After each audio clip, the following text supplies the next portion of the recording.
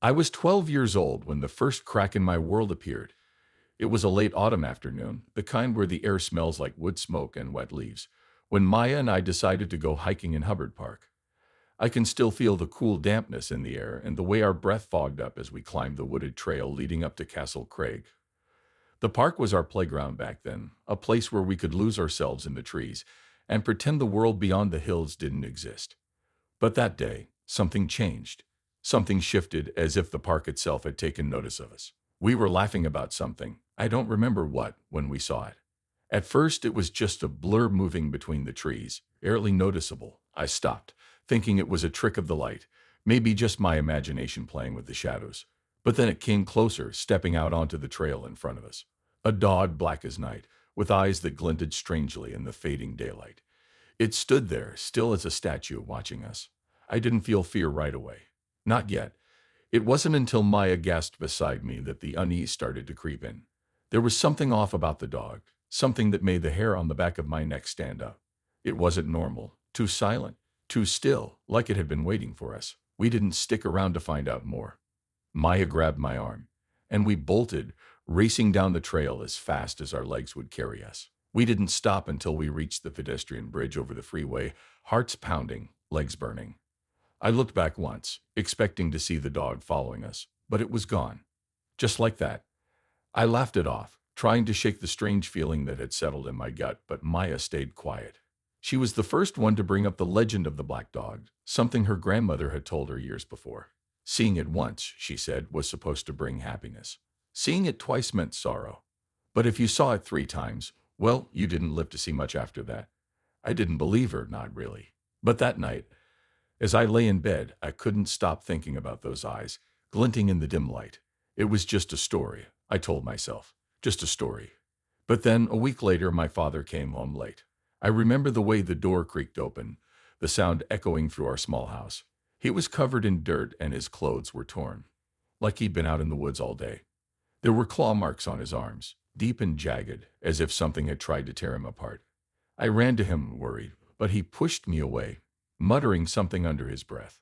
His face was pale, his eyes wild. That's when he told me in this strange, cold voice that I had to start calling him Daniel. Not dead, Daniel. I didn't understand it at the time. I just thought maybe he was drunk or tired. But something inside me shifted that night, like a door had been opened, one that couldn't be shut again. I tried asking him about the scratches the next morning, but he brushed me off, saying he'd fallen while working in the yard. But I knew better. There were no trees or bushes near our house that could have left marks like that. It wasn't just the scratches, though. It was the way he looked at me, like I was a stranger. He had always been a quiet man, but this was different. He seemed distant, disconnected from the world around him. And every time I asked him a question, he would snap at me, telling me to mind my own business. I started to wonder if the strange black dog had something to do with it, but that seemed ridiculous, even to me. Life went on. But the feeling that something was wrong never left me. It wasn't just my father's odd behavior, though that was part of it. It was the way he would disappear for hours at a time, coming back with dirt under his nails and a faraway look in his eyes. I told myself it was nothing, just a phase, something that would pass. But deep down, I knew it wasn't. And then the girls started disappearing. It wasn't all at once, but over time, one by one, girls from nearby towns vanished without a trace. I didn't connect the dots at first. How could I? I was just a kid, more concerned with my own life than with the news. But as the years passed, and more names were added to the list of the missing, I started to wonder. The disappearances were always in the same areas: Hanging Hills, Hubbard Park, places I knew well, places my father frequented. By the time I was in high school, the disappearances had become part of the town's history, something people whispered about but never spoke of openly. My friends and I would joke about the Hanging Hills curse, laughing about the idea of some ghostly force taking girls away in the night. But the laughter always felt forced, like we were trying to convince ourselves it wasn't real. I tried to push the thoughts out of my mind to focus on my studies, my friends, anything but the gnawing feeling in my gut that something wasn't right with my father. The memory of that black dog stayed with me, though. I saw it sometimes in my dreams, standing silently in the shadows, watching, waiting. As the years went by, the legend of the dog faded from my thoughts, but it never truly left.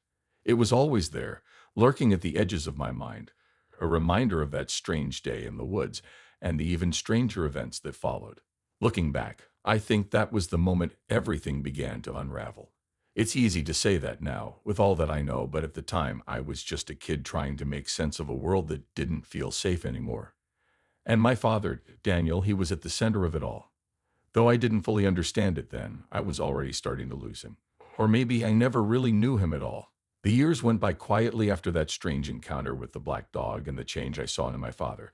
I graduated high school, found a job at the brewery, and tried to live a normal life, pushing all the dark memories to the back of my mind. For a while, it worked. Life in Meriden had a rhythm, a pace that helped distract me. I'd spend long days at the brewery, filling kegs, cleaning equipment, and making small talk with my coworkers. In the evening, I'd unwind with my roommate, even drink a few beers, and talk about nothing in particular. It was simple, routine, safe even. But then one morning, everything changed. I was sitting at the counter in our kitchen, scrolling through the local news on my phone, when a headline caught my eye. Two girls missing in Hanging Hills. I clicked on the article and felt my stomach drop as I read the names. One of them was Sofia Diaz, the 12-year-old cousin of Carlos, my ex-boyfriend. I hadn't spoken to Carlos in years, but we ended on good terms. Sofia had always been a bright, bubbly kid, the kind that everyone in the neighborhood knew. The idea that she was missing hit me like a punch to the gut. My mind raced as I read the details. Sophia had disappeared while hiking with a friend near Hubbard Park, just like so many others before her. The other girl had been found, disoriented, and claiming she didn't remember what had happened. But Sophia was still missing. As I scrolled through the rest of the article, the old fear crept back in, the same fear I felt when the black dog appeared on the trail all those years ago. I couldn't shake the feeling that this wasn't just another random disappearance. It was too familiar, too close to home. Later that day, Carlos reached out to me. I hadn't expected it, but when his name popped up on my phone, I knew I had to answer. He sounded frantic, desperate for any kind of help. He told me he'd been searching the park for days, but there was no sign of Sophia. The police were treating it like just another case, another disappearance in an area that had seen too many of them. But Carlos didn't want to wait. He asked if I'd help him search, said he remembered how well I knew the trails, how often I used to hike there. Part of me wanted to say no. I hadn't set foot in Hubbard Park since that day with Maya. But another part of me, the part that had never stopped wondering about the black dog and the disappearances, couldn't turn him down. We met up that evening, just before sunset. Carlos had aged since I'd last seen him, but the desperation in his eyes was unmistakable. He wasn't the confident, carefree guy I remembered. He was worn down, hollowed out by worry and sleepless nights. With him was Ivan, who'd reluctantly agreed to come along after hearing about Sophia's disappearance. Ivan didn't believe in the local legends, never had, but he knew how much this meant to me. As we set off into the park, I couldn't help but feel like we were walking into something we weren't prepared for. The deeper we went into the woods, the more that old unease settled over me. The trees seemed to press in closer, and the shadows grew longer as the sun dipped below the horizon. It felt like the park itself was alive, watching us. We followed the trails I knew so well, up past Castle Craig over the pedestrian bridge, deeper into the heart of the woods. Carlos was quiet for most of the hike, his eyes constantly scanning the underbrush, looking for any sign of Sophia. I wanted to comfort him, to tell him we'd find her, but I couldn't shake the feeling that we were chasing ghosts. And then we saw it. The black dog. It appeared just like it had all those years ago, slipping silently between the trees, barely more than a shadow at first. My heart raced, and I felt a cold sweat break out across my skin. I grabbed Carlos's arm, stopping him in his tracks. Ivan didn't see it at first, but when I pointed it out, he froze too. The dog stood there, watching us, its eyes glinting in the dim light, just like before. I wanted to run, to turn around, and never come back to this cursed place. But something kept me rooted to the spot. The dog didn't feel like a threat. It felt like a guide. Without saying a word, the three of us followed it. We moved in silence, as if under a spell, trailing the dog through the winding paths and off the beaten trail. I didn't know where we were going, but the dog moved with such purpose that I couldn't help but trust it. It led us deeper into the park, past places I'd never been, places I didn't even know existed. The air grew colder, and the trees became denser, closing in around us like a maze. Finally, the dog stopped at a clearing. In the center of the clearing was a grave digger's shovel, staked into the earth like a marker. The sight of it made my blood run cold. There was something wrong about it. something unnatural. The dirt around the shovel was freshly turned, as if someone had been digging there recently. Carlos moved toward it, his face pale, but before he could reach the shovel, a gunshot rang out. The sound was deafening in the stillness of the woods, and we all hit the ground instinctively. My heart pounded in my chest as I scrambled to my feet, pulling Carlos up with me. We didn't wait to find out where the shot had come from or who had fired it. We turned and ran, sprinting back through the trees, following the faint trail we'd made on the way in. The dog was gone, vanished as quickly as it had appeared. My legs burned as we ran, but the adrenaline kept me moving, kept me pushing forward. We didn't stop until we were back on the main trail, panting and out of breath. Heaven was the first to speak, his voice shaking. "What the hell was that?" he asked. But none of us had an answer. Carlos was silent, staring at the ground, his hands trembling. I didn't know what to say either. All I knew was that something dark was hiding in those woods, something connected to the disappearances, to the black dog, and maybe even to my father. The gunshot, the shovel, the dog.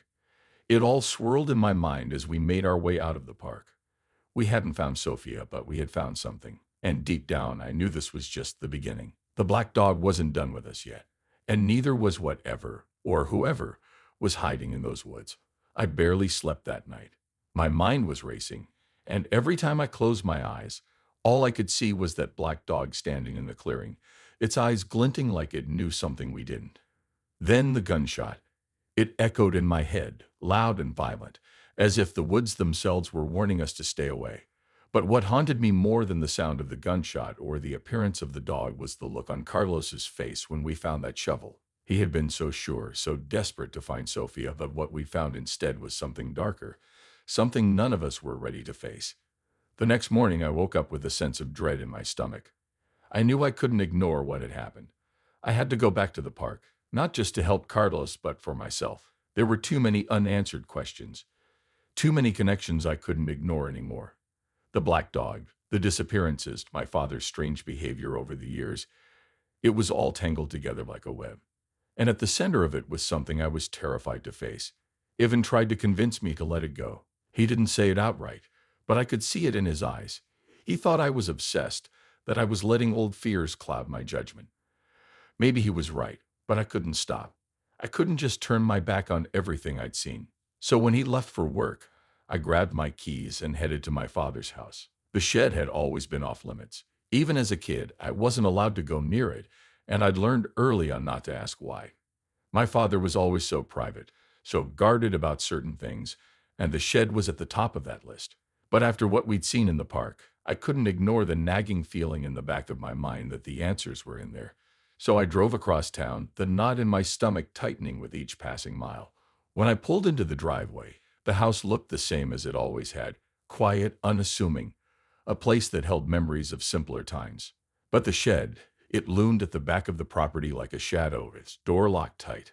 My father wasn't home, so I went straight to it, my heart pounding in my chest. The lock was old, but I'd been prepared. I'd borrowed a pair of bolt cutters from the brewery.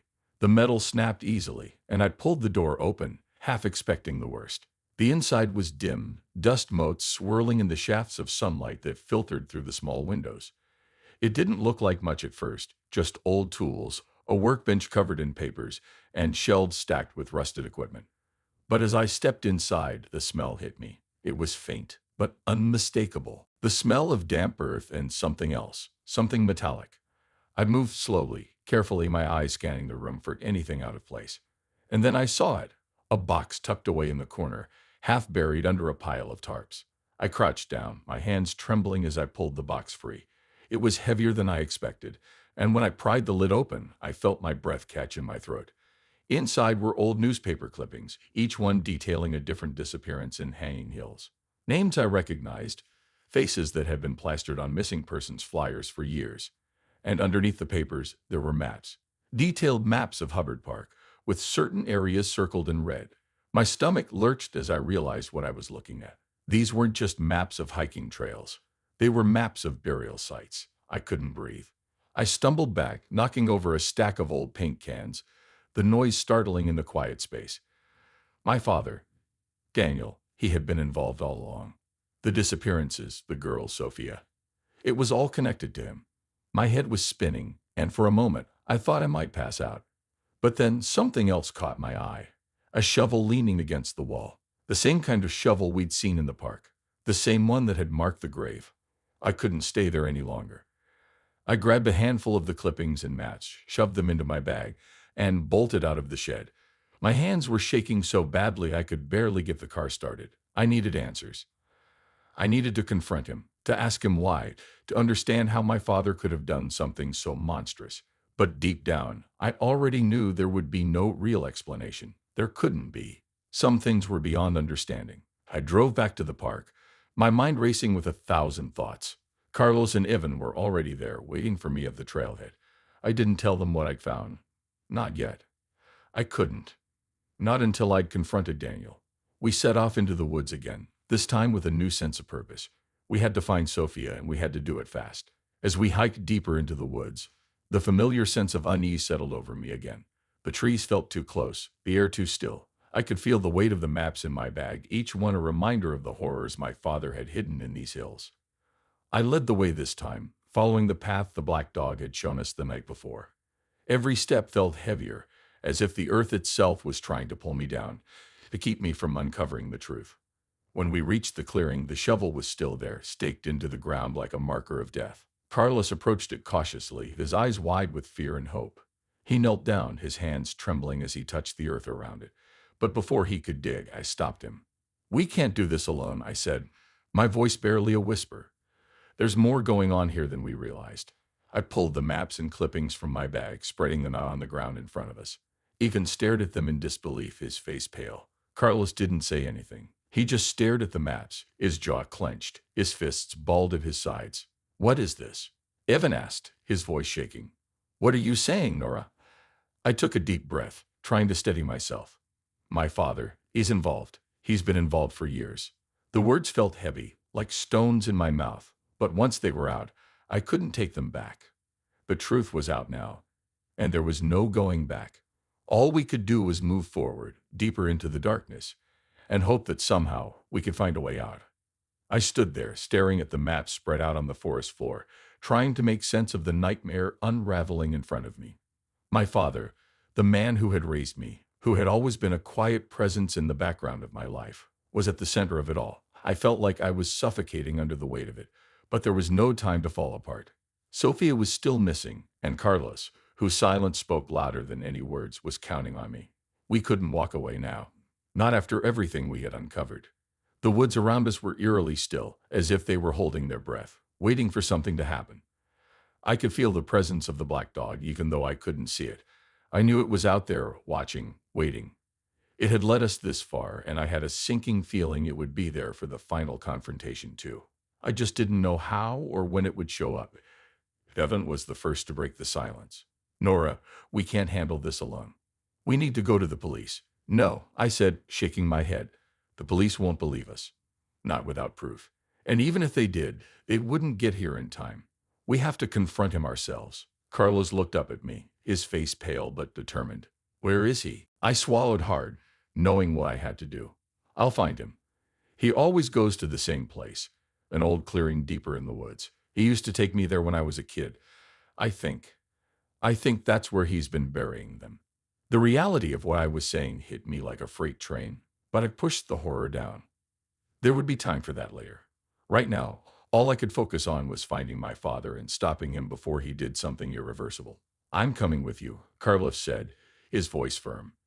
I could see the pain in his eyes, but also the resolve. He wasn't going to let Sophia become another name on one of those missing person flyers. Ivan hesitated, glancing between us before nodding slowly. He wasn't convinced, but he wasn't going to leave us to face this alone either. We moved quickly, deeper into the woods, following trails I hadn't walked in years. The further we went, the more I felt like the forest was closing in on us. The trees loomed overhead, their branches intertwined like skeletal hands blocking out the fading light.